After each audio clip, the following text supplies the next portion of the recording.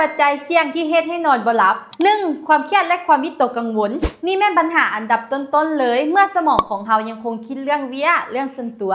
จะเฮ็ดให้ระบบประสาทตื่นตัวและร่างกายจะหลั่งฮอร์โมนความเครียดออกมาเฮ็ดให้เราหลับยากขึ้น 2. การได้รับคาเฟอีนและสารกระตุ้นการดื่มเครื่องดื่มที่มีคาเฟอีนเช่นกาแฟชาจะเฮ็ดให้ร่างกายตื่นตัวโดยกว่าปกติถึงแม้ว่าจะฮอดเวลานอนแล้วก็ตาม 3. การใช้หน้าจอก่อนนอนแสงสีฟ้าที่ออกมาจากหน้าจอมือถือแท็บเล็ตหรือคอมพิวเตอร์แม่นตัวการสำคัญที่เข้าไปยับยั้งการหลั่งฮอร์โมนเมลาโทนินซึ่งเป็นฮอร์โมนที่ควบคุมการนอนหลับโดยกง 4. ตารางการนอนที่บ่สม่ำเสมอการเข้านอนและตื่นนอนบ่เป็นเวลาโดยเฉพาะการนอนดึกในมื้อเฮ็ดเวียกแล้วตื่นสวยหลายในมื้อพักจะเฮ็ดให้มงชีวภาพของร่างกายผิดปกติ 5. สภาพแวดล้อมการนอนที่บ่เหมาะสมห้องนอนที่มีแสงสว่างลอดเข้ามามีเสียงดังรบกวนหรือมีอุณหภูมิที่ร้อนหรือหนาวเกินไป